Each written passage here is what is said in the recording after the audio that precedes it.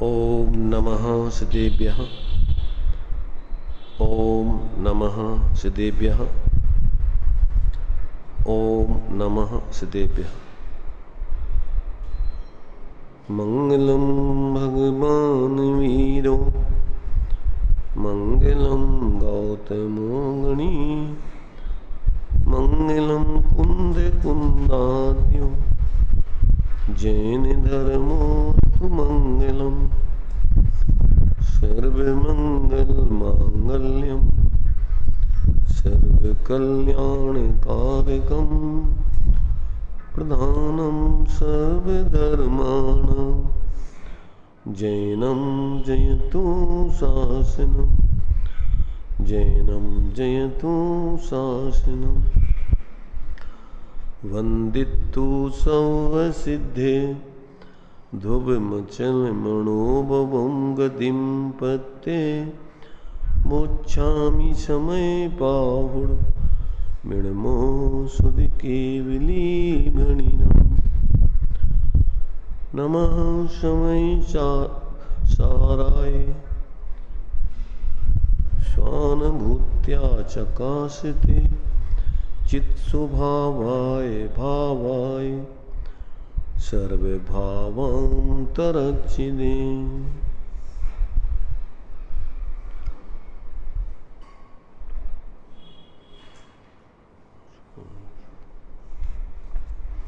समय सार जी का अंतिम उपसंहार के रूप में कुछ कलश आचार्य अमृतचंद देव ने यहाँ पर लिखे हैं, उनके बारे में अपन विचार कर रहे हैं। ये परिशिष्ट का भी एक प्रकार से उपसंहार चल रहा है। ये 74 कलश तक वैसे मूल में ग्रंथ का विषय है जो आचार्य अमृतचंद देव को बताना था कि जो आत्मा का अनेकांतात्मक स्वरूप है, परस्पर विरुद्ध धर्मात्मक और अनंत शक्ति गुणात्मक, उसको बता करके और ऐसे ज्ञान मात्र आत्मा के आश्रय से मोक्ष मार्ग और मोक्ष की सिद्धि करके पर अंत में एक बार फिर अपने स्वरूप की महिमा करके आचार्य देव अब इस परिशिष्ट का समापन करना चाहते हैं। तो ये चर्चा अपनी 273 तक के कलश की हो गई थी। ये 74वां कलश और है, ये उस स्वरूप की महिमा को ही सिद्ध करने वाला। फिर आचार्य देव ये आगे के कलश एक प्रकार से उस ग्रंथ का समापन करते हुए उसमें अपना नाम भी जोड़ते हुए और अंत में इस ग्रंथ का ये समापन कर रहे हैं। तो देखिए 274 नंबर का कलश है।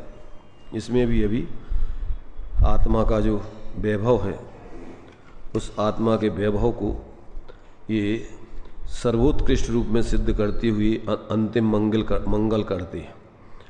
अब टीकाकार आचार्य देव अंतिम मंगल के अर्थ इस चित चमत्कार को ही सर्वोत्कृष्ट कहते हैं।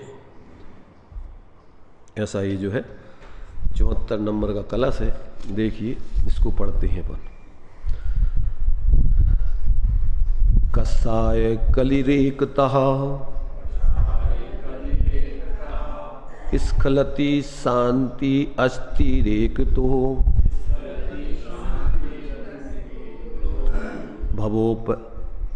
भवोप हतिरेकतः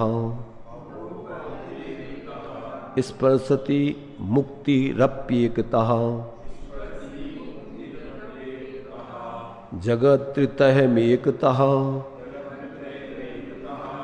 स्फुरति चिच्चकारस्तिरेकतः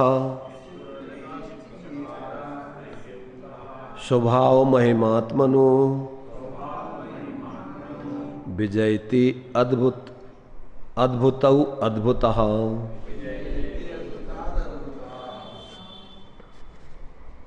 इसका हिंदी देखिए।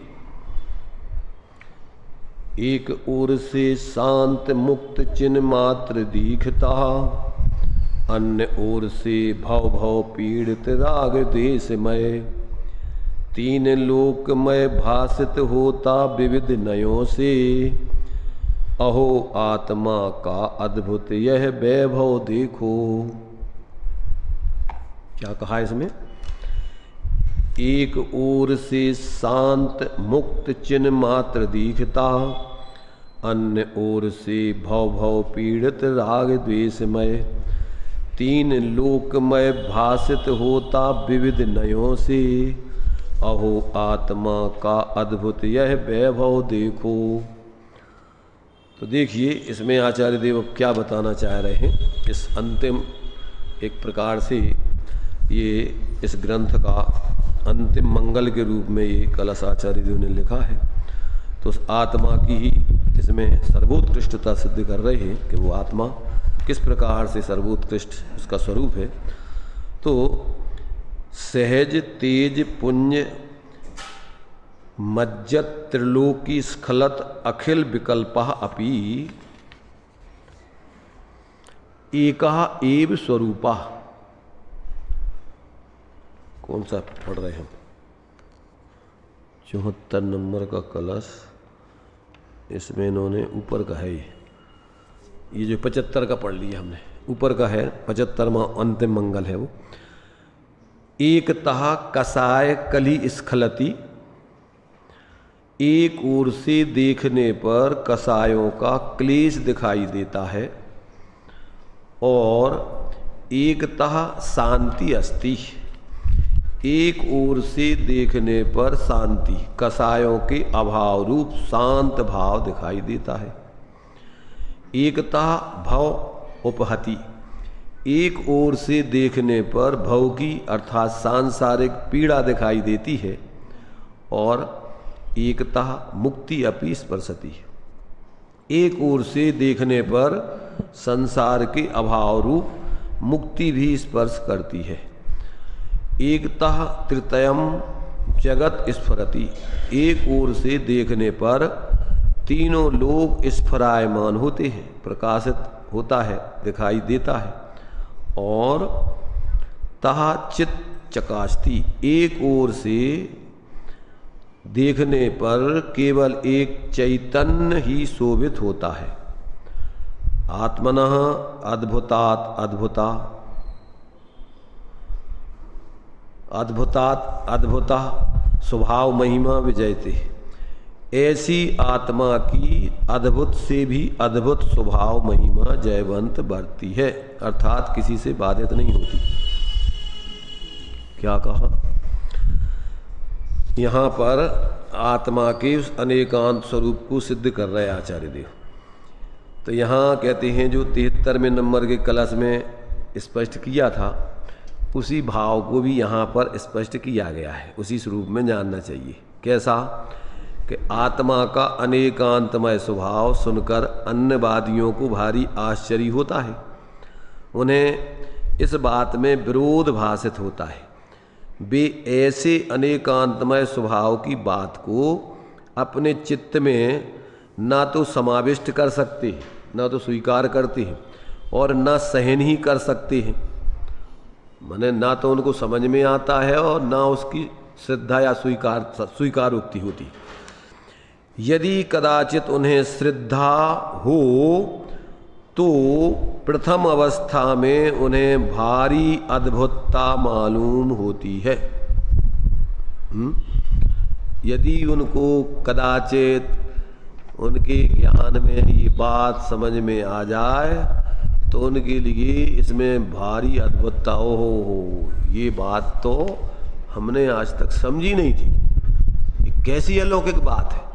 तो ऐसी उनको एकदम उसमें बहुमान पूर्वक की अलौकिकता भासित होती है। तो जब कदाचित उन्हें श्रद्धा उत्पन्न हो जाती है तो प्रथम अवस्था में उन्हें भारी अद्भुतता मालूम होती है कि अहो, यह जिन वचन महाउपकारी है, वस्तु के यथार्थ स्वरूप को बताने वाले हैं। मैंने अनादिकाल से ऐसे यथार्थ स्वरूप के ज्ञान बिना ही व्यतीत कर दिया। वे इस प्रकार आश्चर्यपूर्वक श्रद्धान करते हैं। तो यहाँ पर अपने लिए देखो मूल कलश जो दिया गया है, उस मूल कलश के भाव को पहले यहाँ पर पढ़ते। ये तो उन्होंने माने जो अन्य मतावलंबी आदि हैं उनके माध्यम से इसकी एक अलग से विशेषता बतलाई।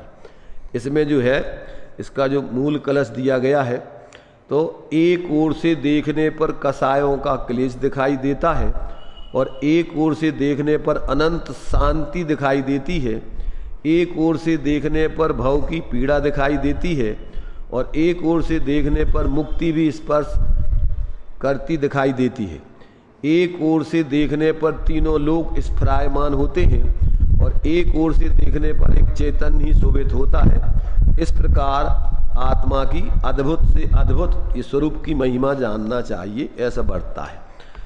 ये इसमें आचार्य देव ने क्या है कि सामान्य रूप से अब चूंकि उसका विस्तार से वर्णन कर चुके हैं, तो अंत में एक प्रकार से उपसंहार के रूप में उसी का एक माने जो अपने लिए एक सामान्य व्यक्तियों के लिए, विशेष व्यक्तियों के लिए जो भाव में भाषित होता है, तो वो ज्ञान में लेकर के वो स्पष्ट किया है।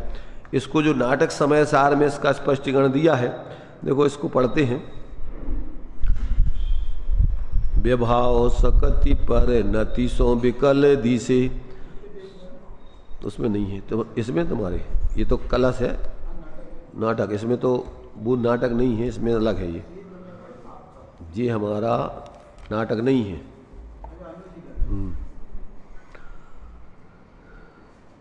विभाव सकति पर नति सो विकल दिसे, शुद्ध चेत ना विचारते सहज संत है, करम संयोग सो कहावे गति जो निवासी, निश्चय स्वरूप सदा मुकत महंत है, ज्ञायक के स्वभाव धरे लोकालोक परगासी, सत्ता परवान सदा परगास बनते हैं, सुहे जीव जानत जहान कौतुक के महान, जाकी कीरति कहानी अनादि अनंत है। इसमें देखिए क्या बता रही है, विभाव शक्ति परिणति सो विकल दिसे। आत्मा में एक वैभाविक शक्ति है। कौन सी शक्ति है? वैभाविक शक्ति। तो उस वैभाविक शक्ति के निमित्त से ये जीव कर्म के उदय में जुड़कर और क्या करता है कि अपने स्वरूप को भूल करके और विकल रूप से मोह राग देश आदि रूप भावों से परिणमित होता हुआ और एकदम आकुलित होता हुआ दिखाई देता है। विभाव सकति परिणति सो विकल दी से, माने इस रूप में वो निरंतर आकुलता रूप जीवन जीता है। माने ऐसा कहें अपन उसको, उदय आश्रित जीवन संसारी जीवन है और स्वभाव आश्रित जीवन मोक्ष मार्गी और मोक्षमय जीवन है। उदय आश्रित जीवन संसार का मार्ग है और संसार रूप है, और स्वभाव आश्रित जीवन मोक्ष मार्ग रूप है और मोक्ष स्वरूप है। तो अब अपने लिए उदय आश्रित क्या है और स्वभाव आश्रित क्या है? निरंतर पर लक्ष्य करके और संकल्प विकल्प रूप कल्पनाएं करते रहना, एक क्षण को भी निर्विकल्प अपने ज्ञान स्वरूप का आश्रय करके निर्विकल्पता को प्राप्त नहीं करना। रात दिन संकल्प विकल्प, धर्म के क्षेत्र में भी विचार ही करता रहता है। काय के बारे में? धर्म को निमित्त बनाकर 6 द्रव्य 7 तत्व पंचास्तिकाय आदि देव शास्त्र गुरु आदि आदि, तो इस संबंध में भी विचार ही करता रहता है। कभी भी अपने जो इसमें बताया है कि तेरा स्वभाव ज्ञाता दृष्टा शांत निराकुल रहने का है, तो अपने ज्ञान में कभी भी ज्ञान स्वरूप आत्मा का लक्ष्य और आश्रय करके एक क्षण को भी निर्विकल्पता नहीं धारण करता।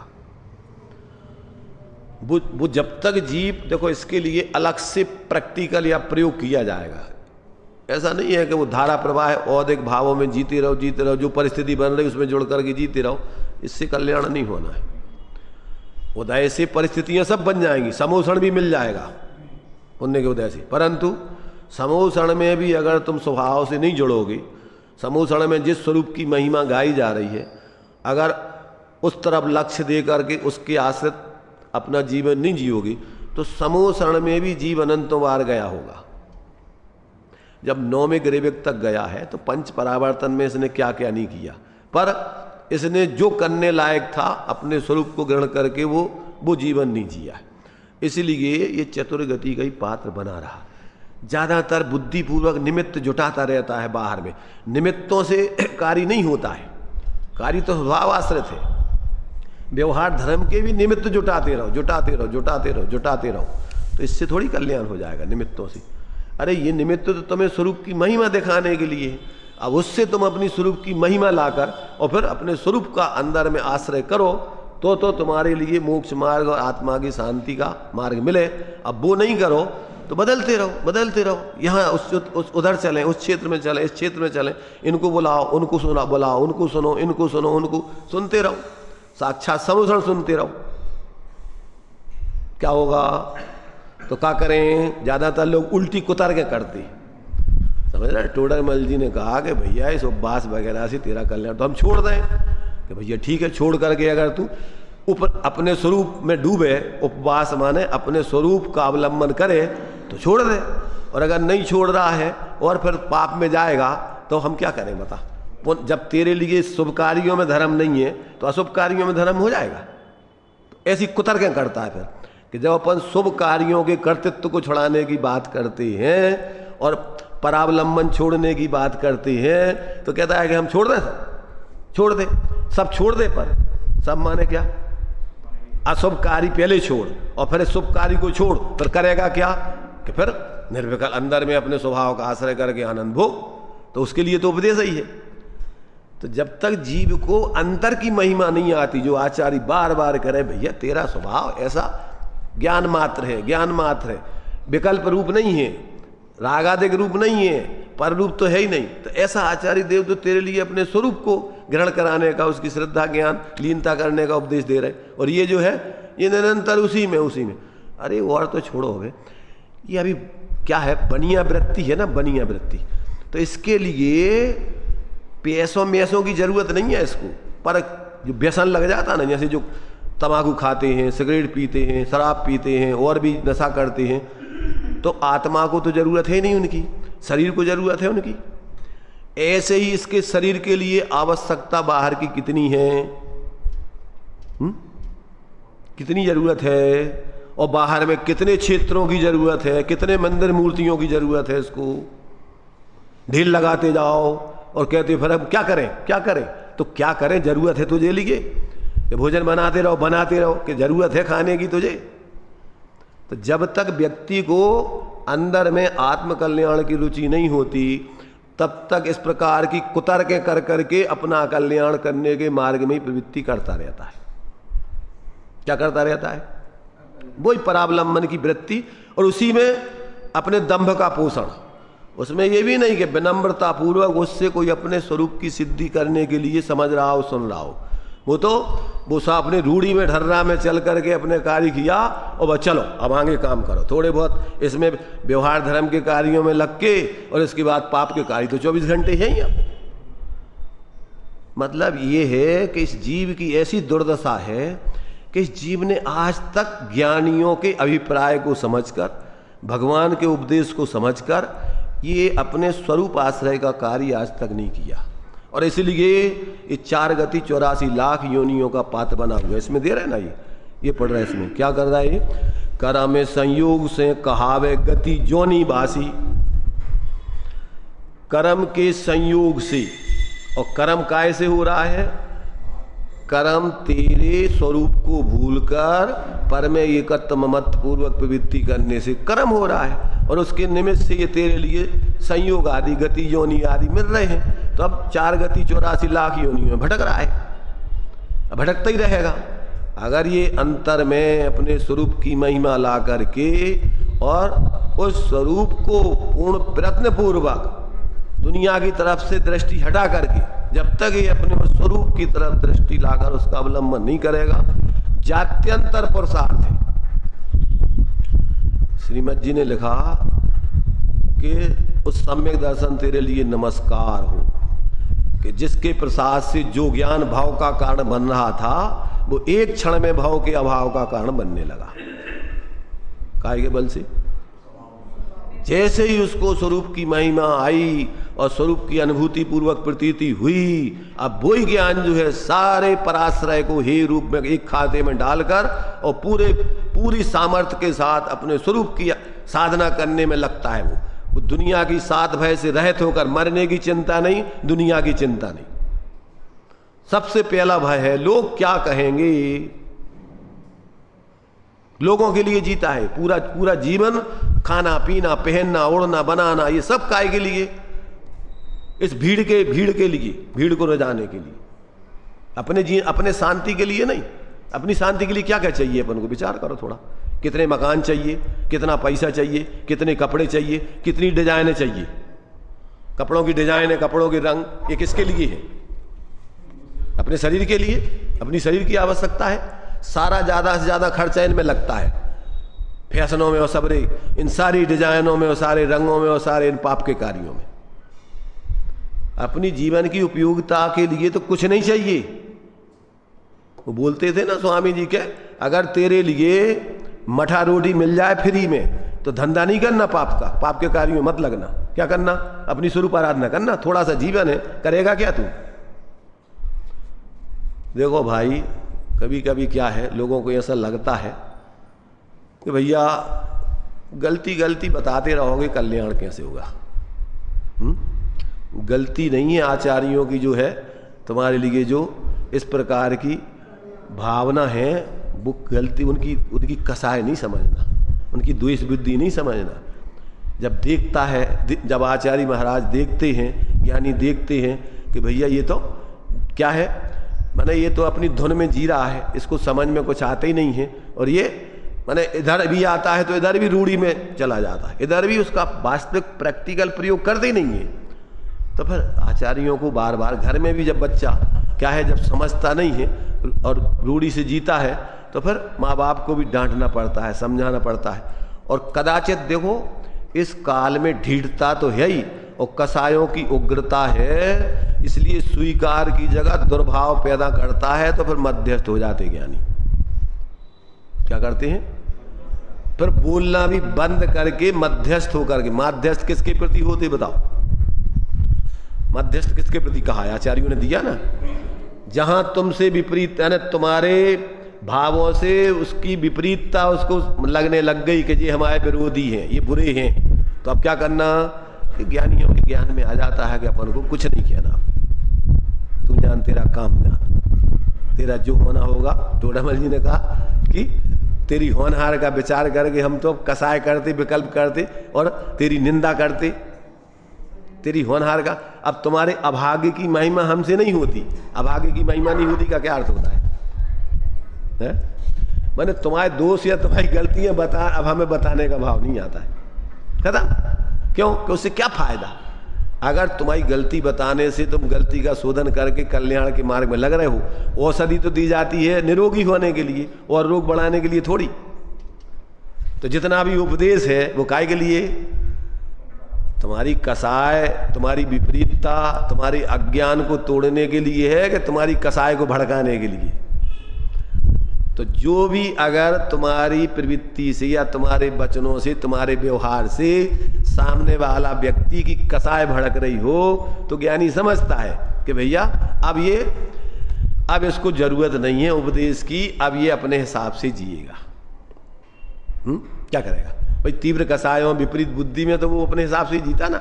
जब थोड़ी मंद कसाय हो है, जब अपना मोह उपशम होवे, थोड़ा मोह नींद जब उपशमे, तब कछु बने उपाय, तब उसके लिए उपदेश कार्यकारी है। और मोह की प्रबलता हो तब तो उपदेश कार्यकारी नहीं है उसके लिए। तो यहाँ पर अपने लिए आचार्य कह रहे कि भैया देखो, आत्मा जब अपने स्वभाव को भूलकर और विभाव शक्ति के व्याभाविक परिणमन, विभाव सकति परिणति सो विखल दी से शुद्ध चेतना विचारते सहज संत है। जब अपन शुद्ध स्वभाव की दृष्टि से देखते हैं तो कैसा है आत्मा? शांत निराकुल। अपने स्वभाव में अशांति का कोई काम ही नहीं है। परंतु जब ये क्या करता है कि अपने स्वरूप को भूलकर और संयोग आश्रित जीवन जीता है, तब ये निरंतर आकुलता आकुलता आकुलता, रात दिन संयोगों की तरफ लक्ष्य है। धर्म के नाम पे भी संयोगों के ऊपर लक्ष्य है, स्वभाव की तरफ लक्ष्य नहीं जाता। धर्म तो है स्वरूप आश्रित, और निमित्त तुम्हारे लिए सारे निमित्त धर्म की भी तुम्हारे स्वरूप को बताने के लिए हैं सब। उन निमित्तों के आश्रय के लिए वो निमित्त नहीं है। काय के लिए है वो? उन निमित्तों के माध्यम से तो अपन अपने स्वरूप को समझकर उसको ग्रहण करें, उसका अवलंबन करके जीवन जिए। तो यहाँ ये कह रहे आचार्य देव कि विभाव सकति परिणति सो विकल दी से शुद्ध चेतना विचारते सहज संत है, और कर्म संयोग सो कहावे गति जोनीवासी, निश्चय स्वरूप सदा मुकति महंत है। निश्चय से विचार करो तो कैसा है ये? मुक्त स्वरूप है। कैसा है आत्मा? मुक्त स्वरूप है, महान है। तो कहते हैं जब अपन स्वरूप से देखते हैं तो मुक्त स्वभावी आत्मा है, महान स्वभावी आत्मा है। और ज्ञायक स्वभाव धरे लोकालोक परगासी। आत्मा में ज्ञान स्वभाव कैसा है? स्वपर प्रकाशी। तो लोकालोक परगासी स्वभाव है उसका। तो सर्वज्ञत्व स्वभाव है। स्वपर प्रकाशी में सर्वज्ञत्व स्वभाव भी है। तो ज्ञायक स्वभाव धरे लोकालोक परगासी। कैसा स्वभाव है? लोकालोक को प्रकाशित करने वाला स्वभाव है। और सत्ता परवान सत्ता परगास बनते है। जब अपन अपने अस्तित्व के स्वरूप से देखते हैं तो उसका प्रकाश अपने अस्तित्व को ही प्रकाशित करता है। परमार्थ से दीपक का प्रकाश दीपक में ही रहता है, वो बाहर में नहीं जाता है। ज्ञान अपने स्वरूप में ही रहता है, अपने स्वरूप को ही प्रकाशित करता है, वो बाहर में निश्चय से प्रकाशित नहीं करता है। वो तो निमित्त नैमित्तिक संबंध से, जैसे देखो सूर्य का प्रकाश क्या लोकालोक में यहां पर जो पृथ्वी पर आता है? ऐसा विचार करो, क्या अग्नि की उष्णता पानी में बर्तन में आती है? आती है। तो जो पानी गर्म होता है, बर्तन गर्म होता है, वो काय से होता है? वो अपनी योग्यता से होता है। वो पुद्गल में स्वयं की परिणमन की योग्यता से होता है, ऐसा निमित्त नैमित्तिक संबंध से। तो ऐसे ही पर पदार्थों में प्रमेयत्व नाम का गुण है, और ज्ञान में सहज ही स्वपर प्रकाशक शक्ति है। तो वो अपने ज्ञान रूप रह करके ही पर का प्रकाशन, ये क्या है? अर्थात ज्ञेयाकार ज्ञान का परिणमन है। वो ज्ञान ही ज्ञेयाकार जैसा हो करके वो ज्ञान ही रूप रहता है। ज्ञेयाकार, ज्ञेयाकार कहना क्या है? ये उपचार का कथन है। और ज्ञानाकार रहना ये निश्चय का कथन है। दीवाल खड़िया दीवाल को सफेद करती है, दीवाल के आकार ढलती है, ये कौन सा कथन है? रंग ने दीवाल को सफेद कर दिया, कौन सा कथन है? कौन से व्यवहार का है? असद्भुत व्यवहार का कथन है। और वो क्या करती है कि वो दीवाल के निमित्त से दीवाल के आकार रूप स्वयं परिणमित होती है। ये कौन सा कथन है?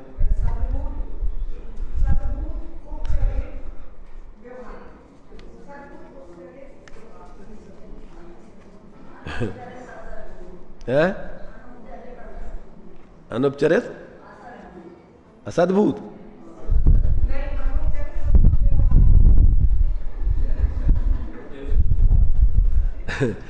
ये जो है दीवाल के निमित्त से खड़िया स्वयं ही अपनी अवस्था रूप दीवाल के जैसे आकार रूप होती है।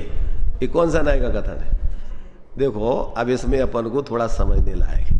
जब अपन ज्ञान की दृष्टि से विचार करते हैं तो उसका अर्थ अलग होगा, और जब अपन राग द्वेष मोह आदि की दृष्टि से विचार करेंगे तो उसका अर्थ अलग होगा। क्या कहा? ज्ञान गेयाकार रूप से परिणमन कर रहा है। तो गेयों के निमित्त से अपनी ज्ञान की अवस्था गेय आकार जैसी हो रही है। तो ये क्या है? ये ज्ञान का अपना इस प्रकार का सुपर्याय स्वभाव है। कौन सा? गेयों जैसे आकार रूप परिणमन करने का। तो वो उसका स्वभाव है। सर्वज्ञ भगवान के ज्ञान में भी ऐसा उपचरित स्वभाव है। तो इसको उपचरित स्वभाव के श्रुत भवन दीपक में दो भेद किए हैं। एक कर्म सापेक्ष उपचरित स्वभाव, एक कर्म निरपेक्ष उपचरित स्वभाव। तो जो सर्वज्ञ भगवान हैं, जो अरहंत सिद्ध आदि हैं, वो सर्वज्ञत्व सर्वदर्शित्वपना उनका कर्म निरपेक्ष उपचरित स्वभाव है। और जो छद्मस्तों का जो अपने लिए राग आदिक रूप में और तुम्हारे से क्षयुप समाधि रूप में जो परिणमित हो रहा है ज्ञान, वो कर्म सापेक्ष उपचरित स्वभाव है। समझ रहे ना? स्वयं का भाव, जैसे तत्वार सूत्र में अपने लिए 5 भाव जीव का ही भाव है। तो अब उसमें ये जो है अपन उसको कहें तो कौन सा? छद्मस्तों का कर्म सापेक्ष उपचरित स्वभाव है, स्वयं का भाव पर कर्म के निमित्त से हो रहा है। और एक जो अपने लिए सर्वज्ञ इत्यादि है छायक भाव हैं, वे जो सिद्धालय में सब जीवों के ऐसे छायक भाव चल रहे हैं, सर्वदर्शित आदि सर्वज्ञत्व आदि, वो कौन सा स्वभाव है? अन्य द्रव्यों में नहीं है वो ऐसा स्वभाव। कौन सा? सर्व पदार्थों को देखने जानने रूप परिणमन करने का अन्य किसी द्रव्य में स्वभाव नहीं है, ये जीव में ही स्वभाव है। और वो सर्वज्ञ दशा में ही प्रकट होता है। तो वो कौन सा स्वभाव है? वो भी है तो उपचरित स्वभाव, पर कैसा है? कर्म निरपेक्ष उपचरित स्वभाव। इस श्रुत भवन दीपक में ये दो बातें महत्वपूर्ण दी गई हैं। एक जो है अपने लिए कर्म सापेक्ष कर्म निरपेक्ष उपचरित स्वभाव, ये विशेष 2 चीजें हैं उसमें। और एक अनुभयाभासी का प्रकरण। तीन आभास तो दिए हैं। कौन से? निश्चयाभास, व्यवहाराभास, उभयाभास, उसमें अनुभयाभास भी दिया है। तो ये जो है ये 2 बातें जो है अपन को उसमें विशेष दी हैं। तो ये अपन को कौन सा है कि ये सर्व पदार्थों को जानना देखना, ये कौन सा स्वभाव है? ये जीव का है तो जीव का स्वभाव, परंतु कैसा? कर्म निरपेक्ष उपचरित स्वभाव है। कर्म के उदय से नहीं हो रहा है। वैसे तो वैभाविक भाव भी अपने लिए क्या है? वो जीव का अशुद्ध पारिणामिक भाव कहा है। वो कर्म के कारण से नहीं हुआ, ध्यान रखना। कर्म उसका करता नहीं है। और जीव की पर्याय में स्वयं ही जीव ने अपनी पर्यायगत योग्यता से किया। और जो पारिणामिक भाव कहा जाता है वो कैसा है? निरपेक्ष। तो निरपेक्ष जब अपन उसको उसकी पर्यायगत योग्यता से देखते हैं तो वो जीव का ही भाव अशुद्ध पारिणामिक भाव कहलाता है। कौन सा भाव? अशुद्ध पारिणामिक भाव। शुद्ध पारिणामिक भाव जीवत्व भाव, द्रव्य स्वभाव, गुण स्वभाव, ये कैसा है? ये कैसा है? ये शुद्ध पारिणामिक भाव है। शुद्ध पारिणामिक भाव माने सदा रूप एक रूप, इसमें कर्म की कोई अपेक्षा नहीं लगती। पर इसमें कर्म की अपेक्षा लगने पर भी ये कर्म के कारण से व्यावहारिक भाव नहीं हो रहा है। कर्म करता नहीं है इसका। कौन है इसका कर्ता? जीव की स्वयं की पर्यायगत योग्यता से हुआ है। इसलिए उसके लिए कर्म निरपेक्ष दृष्टि से देखना है तो अशुद्ध पारिणामिक भाव क्या है? वो जीव का अशुद्ध पारिणामिक भाव। तो ये अपने लिए क्या है कि जीव में व्यावहारिक शक्ति का स्वभाव रूप परिणमन विभाव रूप। जब स्वाभाविक परिणमन होता है तब तो वो जीव का अपना सर्व कर्म निरपेक्ष स्वाभाविक परिणमन होता है। उसमें जैसे अपने लिए श्रद्धा गुण है, चारित्र गुण है, तो चारित्र गुण श्रद्धा गुण में विभाव स्वभाव रूप परिणमन होता है। होता है कि नहीं होता है? तो विभाव रूप परिणमन किसके कारण से हो रहा है? देखो, निमित्त की तरफ से अपन बताते हैं तो कर्म के उदय से मिथ्यात्व आदि के उदय में, कसायों के उदय में, चारित्र मोह बस अथवा मिथ्यात्व की बस।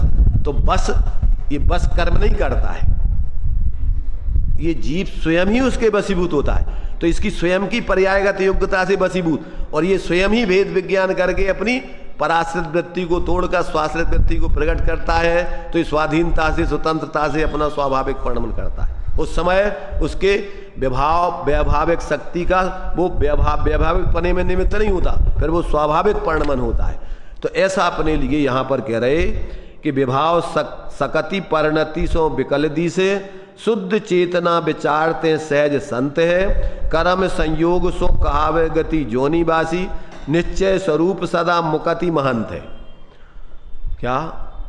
निश्चय स्वरूप सदा मुकत महंत है। तो निश्चय में देखो मुक्त स्वभाव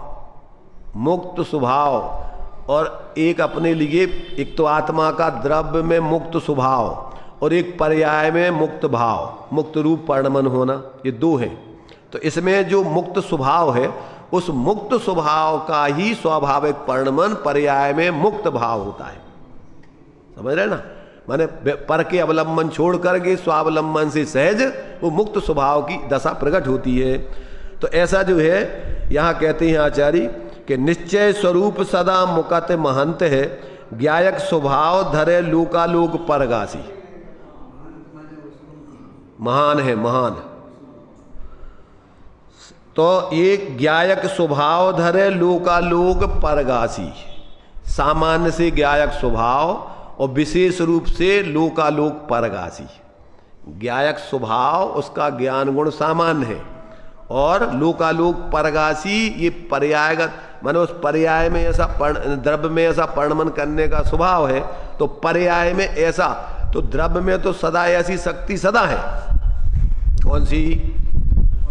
लोकालोक प्रकाशित करने की सामर्थ्य तो त्रिकाल है, परंतु उसकी व्यक्तता होती है जब ये जीव अपना पूर्ण स्वास्थ्य जीवन जीता है, तो पर्याय में भी वो उसकी शक्ति व्यक्त होकर के वो पर्याय में भी लोकालोक भाषित होता है। तो ऐसा जो है, और सत्ता परवान सत्ता परगास बंध है। निश्चय से विचार करें तो एकमात्र अपने स्वरूप में ही उसका प्रकाश रहता है, वो स्वरूप से बाहर नहीं जाता है। कैसा है वो?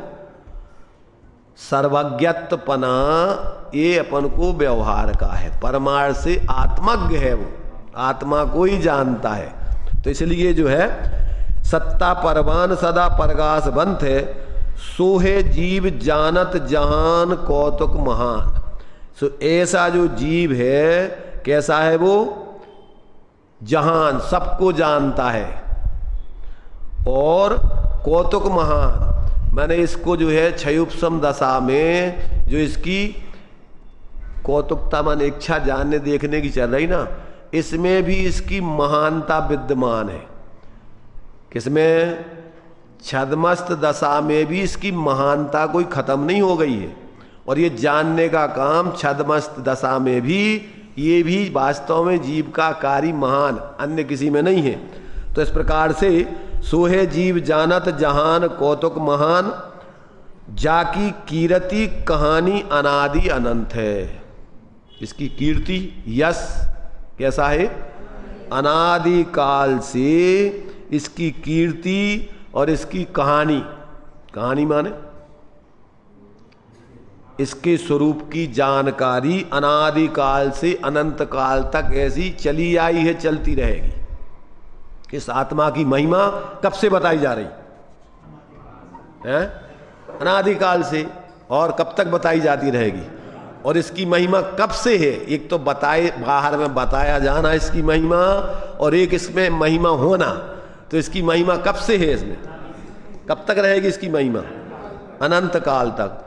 ऐसे अपने महान स्वरूप को ये जीव भूल करके और क्या कर रहा है? भिखारी बना हुआ है, दीनहीन बना हुआ है, और पर से सुख की अपेक्षा रख करके ऐसी निरंतर वृत्ति करके जी रहा है। देखो इसमें जो इसका अर्थ दिया है, इसमें से पढ़ते हैं। विभाव शक्ति के कसाय रूप परिणमन से दुखी दिखाई देता है, और शुद्ध चेतना की दृष्टि से विचार करने पर स्वाभाविक रूप शांत पदार्थ है। कर्म संयोग की ओर से देखने पर 4 गतियों और 84 लाख योनियों में रहने वाला है, और रहने वाला और परिभ्रमण करने वाला है, और निश्चय से विचार करने पर सदा ही मुक्त है, महान है। देखो जिस समय ये 4 गति 84 लाख योनियों में भटक रहा है, उसी समय अगर इसको स्वरूप से देखो, इसके क्षणिक संयोगों को, संयोगी भावों को गौण करो, तो उसी समय कैसा है ये? मुक्त है, महान है। किस समय? जिस समय ये 4 गति 84 लाख योनियों में भटक रहा है, उसी समय ये स्वरूप से महान, इसकी महानता विद्यमान है, मुक्त स्वभाव ही है। सिर्फ अकेला संयोग तो उससे पृथक रहते ही है, परंतु संयोग, अब चूंकि संयोग और संयोगी भाव ऐसा निमित्त नैमित्तिक संबंध है कि कर्म का, नो कर्म आदि का जब ये विकारी परिणामों से जीता है, तो ऐसा निमित्त नैमित्तिक संबंध से इसकी एक क्षेत्रावगाही संबंध कर्मों का, नो कर्मों का संबंध बनता है। और ये 4 गति 84 लाख योनियों में रहते हुए अपनी स्वरूपता, अपने स्वभाव को नहीं छोड़ता है। क्या नहीं छोड़ता है? जिस क्षण इसकी स्वरूप दृष्टि बने, उसी क्षण इसकी महानता, इसकी मुक्तता इसकी दृष्टि में तत्काल भाषित हो जाए, उसी समय विद्यमान है वो। पर मात्र इसको देखने की जरूरत है, मात्र अंदर में उसको अपने स्वरूप की तरफ लक्ष्य करने की जरूरत है। अब ये नहीं करता है, रात दिन दूसरों की तरफ देखता रहे। समोषण में भी गया तो समोषण में भगवान की महिमा करता रहा, समोषण की महिमा करता रहा। काय की महिमा नहीं करी? भगवान जो तेरी महिमा गा रहे हैं, उस स्वरूप की महिमा को नहीं इसने आज तक अंदर में देखा, इसलिए वहां से भी कोरा का कोरा आ गया, खाली का खाली भटकता रहा।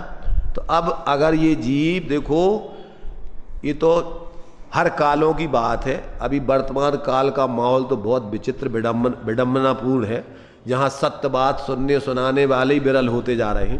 तो अब ऐसे समय में अगर कोई जीव अपना स्वरूप बोध करके मोक्ष मार्गी बन जाए तो आश्चर्य है, आश्चर्य। क्या है? ऐसे वातावरण में अगर कोई जीव अपने स्वरूप की महिमा ला करके, देखो, या तो वो पूर्व का विशेष संस्कारी हो, क्या मूल में तो वैसे देखा जाए तो वर्तमान में सम्यक दृष्टि पैदा होती नहीं है, मिथ्यात्व को लेकर के जाते हैं।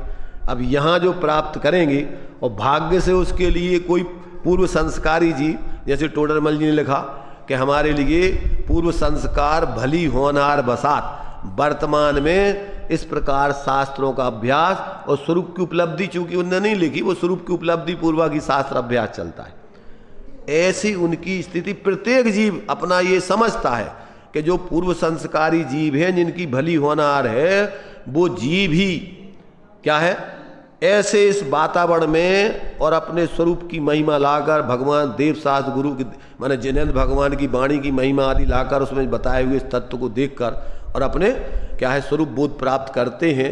तो उन जीवों को वास्तव में इस काल में जैसे निगूत में ऐसी त्रस राशि में निकलना जो है बहुत विरल है, ऐसे ही ऐसे वातावरण में व्यक्ति को स्वरूप बोध होना बहुत विरल है। इसलिए जिन जीवों को अपना कल्याण करना हो, उनके लिए जात्यंतर पुरुषार्थ जागृत करके और बहुमत से अपनी दृष्टि को हटा करके, क्या बहुमत से माने भीड़ की लक्ष्य रख करके कि भीड़ में धर्म कर लेंगे हम, इस लक्ष्य से अपनी दृष्टि हटाकर और यदि अपने स्वरूप की महिमा लाकर वो अपने स्वरूप का बोध करता है, तो जब नरकों में 7वें नरक में जीव पैदा कर सकता है, तो अभी वर्तमान में ऐसा वातावरण तो नहीं है। और 7वें नरक में आचार्य कहते हैं कि 33 सागर तक दो अंतर्महु छोड़ दो, एक जाने का और एक निकलने का, क्योंकि 7वें नरक में जीव सम्यक लेके जाता नहीं और सम्यक लेके निकलता नहीं। 2 अंतर्महु छोड़ दो और 33 सागर तक सम्यक को ऐसी विपरीत विसंगतियों में रह करके और वो अपने स्वरूप की आराधना कर सकता है, तो अपन वर्तमान काल में क्यों नहीं कर सकते? ऐसा वातावरण तो नहीं है। इसलिए भाई देखो, अपन को महिमा आने चाहिए। जितने भी धार्मिक निमित्त हैं, उनसे अपने स्वरूप की महिमा लाकर और अपने स्वरूप का अवलंबन करके सच्चे अर्थों में मोक्ष मार्गी बने। इसके लिए ये सारा आयोजन ज्ञानियों ने, महापुरुषों ने रखा है व्यवहार का। साधे जो परमार्थ को, प्रेरे जो परमार्थ को, वो सारा व्यवहार तुम्हारे लिए सम्यक व्यवहार है। और जो व्यवहार परमार्थ की सिद्धि शुद्धि वृद्धि आदि नहीं करे, वो व्यवहार टोडरमल जी ने उसके कई रूप दिए हैं व्यवहार मूर्ता के, अब उसको समझ लेना। तो इस प्रकार से अपन को ये 274 नंबर का कलश अपने उस स्वरूप की महिमा बता करके और ऐसे उसकी अलौकिकता को ज्ञान में ला करके और जीवों के लिए उस स्वरूप की महिमा की तरफ आकर्षित किया है। और जिन जीवों को अपना कल्याण करना है ऐसे अपने उस स्वरूप को समझकर और अपने स्वाश्रित जीवन को जीते हुए इस मानव जीवन की सफलता करें। इसी मंगल भावना से अपन अभी की बात को विराम देते हैं।